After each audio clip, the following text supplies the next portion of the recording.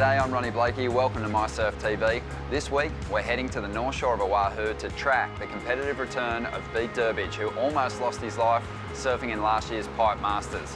He is back in a big way, stronger than ever, taking on the world's best at the Vans Triple Cup of Surfing. Let's see how he fared in the first event.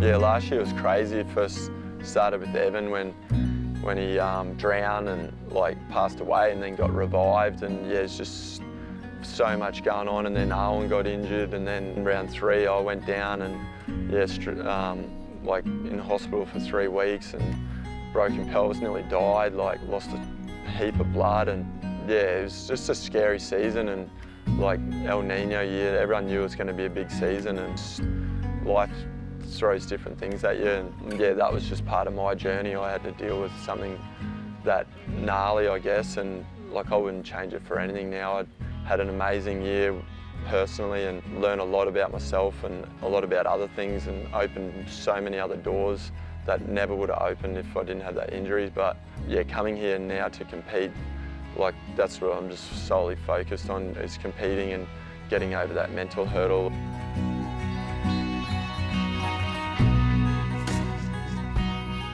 Pretty surreal, and a lot of emotions came up when I drove in, and just thinking of how I left, and then when I had my first surf, it was a little bit daunting, and just, I don't know, when I was underwater I got a few flashbacks, and I don't know, a little bit not the way I thought it was going to happen, but I don't know, I'm glad I'm just here, and yeah, just surfing, and yeah, something I've got to get over mentally.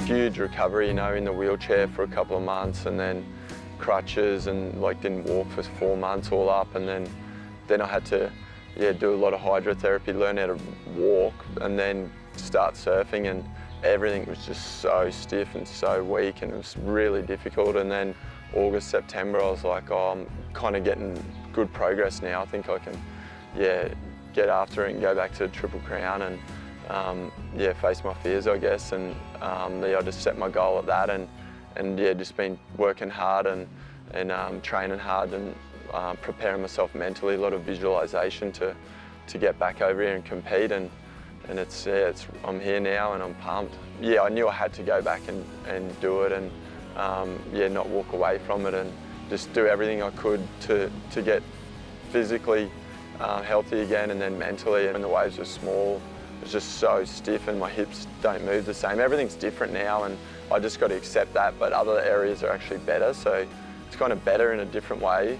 And yeah, a few surfs, it just all clicked, and I went, wow, I actually could be better than before. And I just can't look at the past, I just have to look at how I am now and how I have to surf, and what the things I have to do each day to give me that flexibility and range in my body. Oh, it's been amazing, so much aloha, and everyone's just so good to have you back, and see all those familiar faces, and people ask how I'm going, and yeah, people are genuinely happy for me to have come back from such a significant injury, and to deal with it and come back to where it happened. And yeah, hopefully I can inspire other people, things in their lives that they need to deal with as well. I really enjoy the wave, and I think it suits my style. But yeah, in a heat, it's been so long since I competed, so this Heli is going to be my first time to throw the jersey on. But that's one of the things I've missed the most, is competing, and I just really love that 30 minutes of strategizing everything, how I'm going to approach the heat and my competitors, and so I'm really looking forward to that. And just that first heat's going to be a goal in itself. So if I waited to snapper, it'd take too long. It's too long of time for me to sit on the sidelines, and I just worked really hard, all my training, and just tried to tick every box so that I could come here and feel up for it.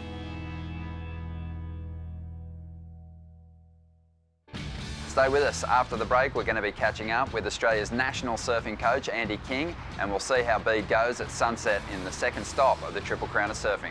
And don't forget, everything you've seen on today's show and plenty more can be viewed online 24/7 at mysurf.tv.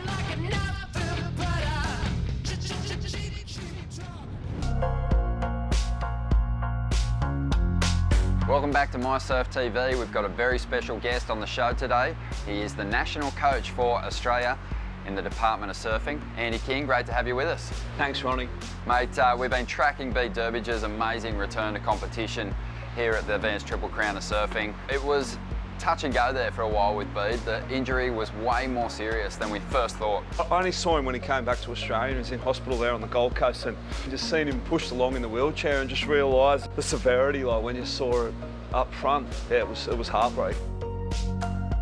When Bede came to the Hurley Surfing Australia High Performance Centre and said that he wanted to get back for the Triple Crown, did you guys think it was too lofty a goal for him? To be quite honest, I would have never said it to him, but I thought it was completely unachievable. Like, I'd be happy if he had been riding a mini-mal this time, you know, with the process and the severity of his injury. Not only was it a physical thing, but then it's also the psychological thing.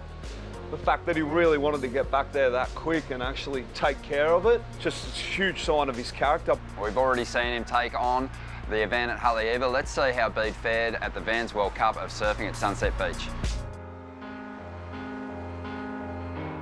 It was so good to walk down to off the wall and backdoor and surf at solid 6 to 8 foot. You know, it's pretty daunting, shallow reef, and don't have the best memories from last year, but just got out there and just didn't even think about it really, just started catching waves.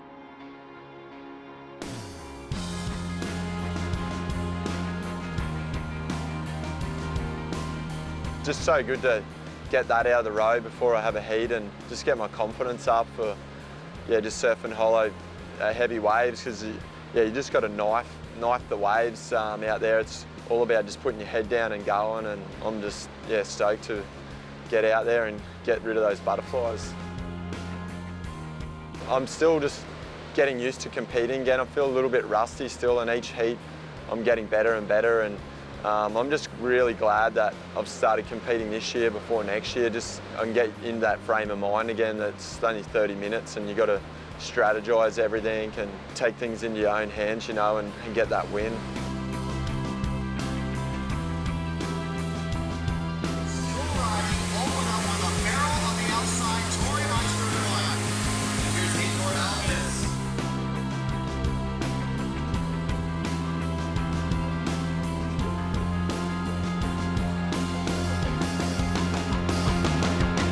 It was amazing to surf Sunset at that clean and, you know, 8 foot, just peaks coming in. It was pretty wet, so I was just TPing right up, and I had to pinch myself a couple of times, especially in the first heat. It was pumping, and just to be out there with 4 guys, it was worth coming back just for that, and just getting back amongst it.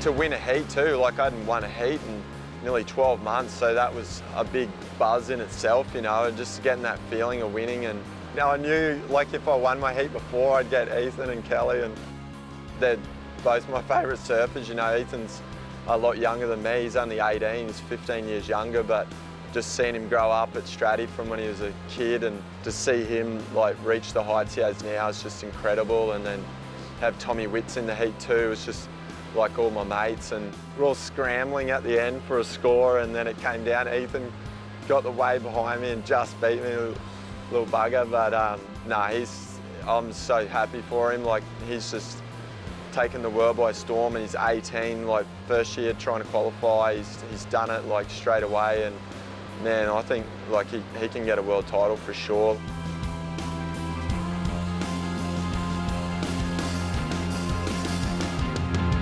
Sunset and Haleiwa were just good way to ease into it, just get used to the Hawaiian power again. But yeah, Pipe's the big one for me. I love the place. It's pretty cool just sitting out there and looking in, and just getting my lineups going again, and I'm pretty pumped up for it.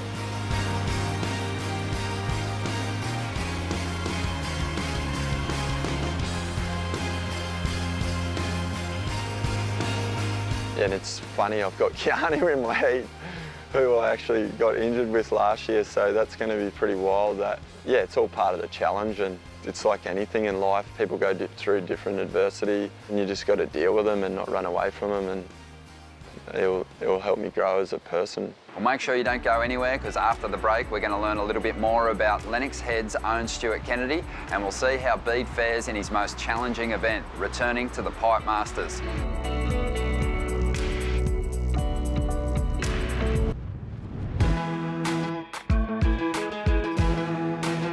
Welcome back to mySURFtv. We're lucky enough to have the national coach for the Hurley Surfing Australia High Performance Centre, Andy King, with us. Andy, a guy like Stu Kennedy hasn't always had major backing throughout his career, so for him to be able to use the Hurley Surfing Australia High Performance Centre and their facilities is a huge advantage. Just break down exactly what you offer to him. Someone like Kennedy gets like the full menu, like, you know, it's got like strength and conditioning, sports psychologists. It's got like a team that back him throughout the entire year. Spent a lot of time on the road with him. And it just gives him an opportunity where he gets to engage with athletes and see that the journey isn't as far as they think.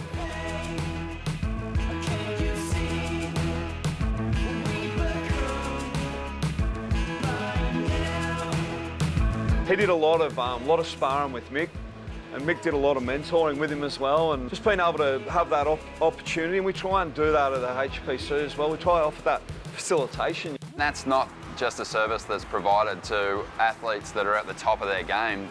This starts at a pretty young age with a big junior development program. Really psyched on the Talent ID program. The style of coaching and what we offer there, it's not like a dictatorship where those kids are told what to do. Like, we're offering them tools where they can be creative and sort of express themselves. And we try and treat each one of our athletes as an individual. It's not like we've got like formulated sort of program that they have to stick to, and that there's like, yeah, as you see with the way that surfing's going, it's getting way much more where they're self-expression and where they're bringing in their own character into their performance, and we're trying to encourage the kids in that space. The HPC offers those tools, you know, we've got the skate ramp, we've got the jet ski. The whole idea is for them to increase their attempts and give them the freedom to create what they want to do. Sounds like fun. What about for just your everyday recreational surfer? Is there ways that they can improve their surfing? A couple of like tiny cues can make someone's surfing performance like improve like out of this world. And the thing is, it's purely based around that fun element. Like, the better you get, the more fun you have. You go high speeds, get in different parts of the wave, and it's just an enjoyment factor. Well, we've definitely seen an increased performance level from Stuart Kennedy. Let's see what this Lennox Head local has been up to. The sunset means a lot to me, especially after last year, going through the motions to try and get on tour. Needed to make the semi-finals, and I end up meeting that target, which was pretty impressive for myself. I was never done really good here until last year, and Sunset's definitely a hard place to surf, but it's really fun at the same time. But when you're in the qualifying positions, it's kind of scary because it's such a big football field out there, especially when it's 10 to 15 foot.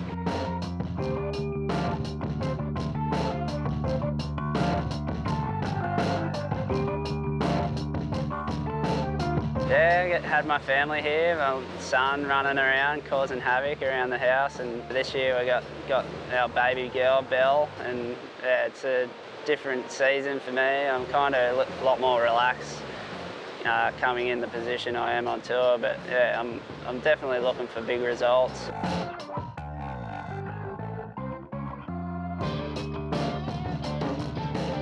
Last year making the semi-finals meant a lot to me to set up this year on the World Tour, and luckily had a bunch of good results on the tour, and I'm pretty proud of myself for that.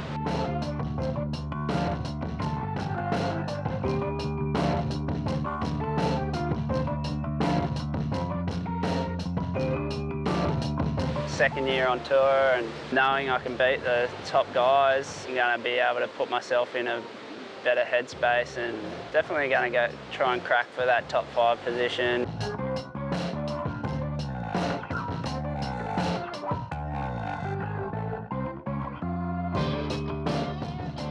I've already kind of mapped out what I want to do in my head and really put myself in the position to be one of those top guys.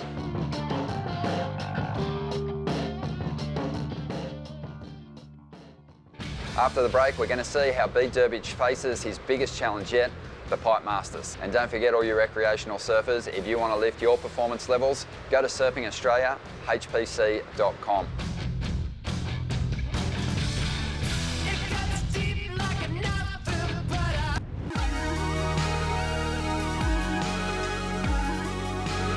Welcome back to mySURFtv. We're still here with Andy King and loving the opportunity to have a chat with you, Andy.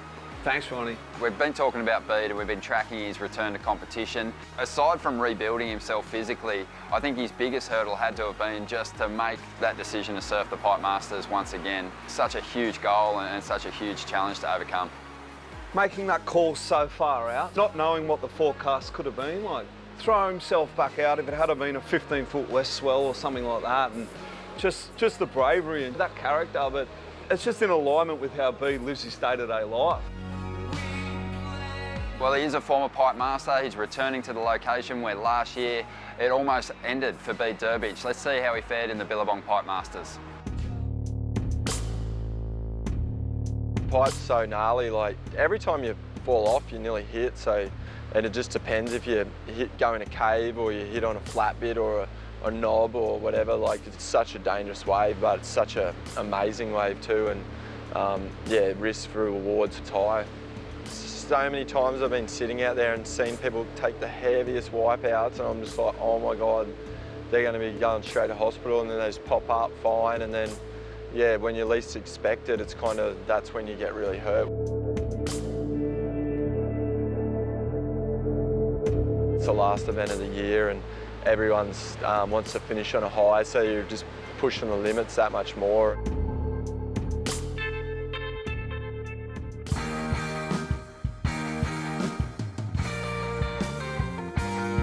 When I first got over here, I was so timid and just super cautious with everything, and then just as the 6 weeks went on, like, I just got more and more comfortable, and the chances of it happening again or something that bad is pretty slim. So I'm kind of feel that I've got over that mental hurdle now.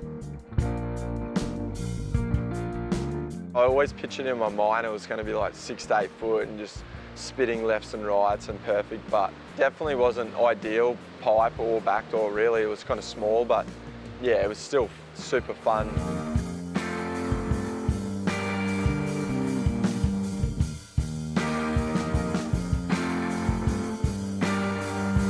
I took a wave at backdoor and I was kind of on the shoulder, and I was trying to stall and just got the lip in the head, and then it just went bang. I definitely got a little fright just feeling that reef. It's pretty bloody hard and packs a punch out there.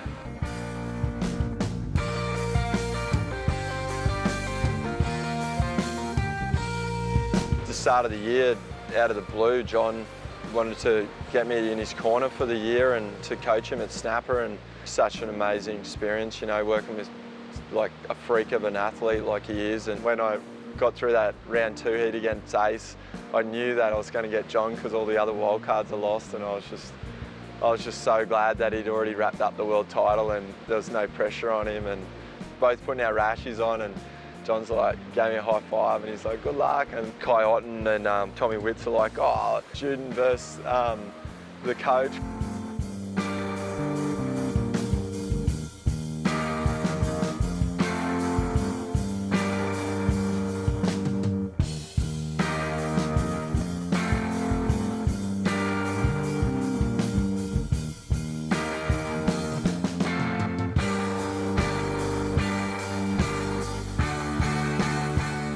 We had a slow start, and then John, the freak he is, just made a couple of takeoffs that like I don't think anyone else could have even made, and kind of manufactured his scores. Like, it was just takes off, knifes it under the lip so late, but then can stall while he's doing it, and it's yeah, he's just kind of gone to another level, and it's just unbelievable.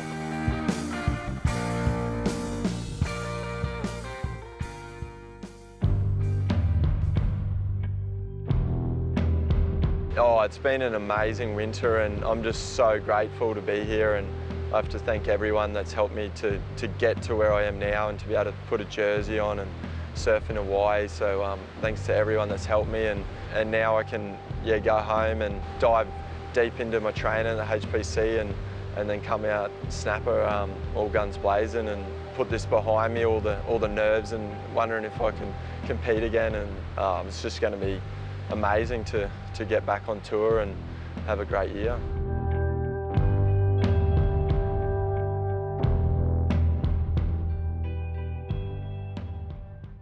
Bede Durbidge, congratulations on an amazing return to competition. Can't wait to see how you do in next year's tour season. Andy King, thanks for joining us on the show. Thanks. Sadly, everyone, that's all we got time for today, but don't forget, everything you've seen on today's show and more can be viewed online 24/7 at mySURFtv. I'm Ronnie Blakey. We'll see you next time.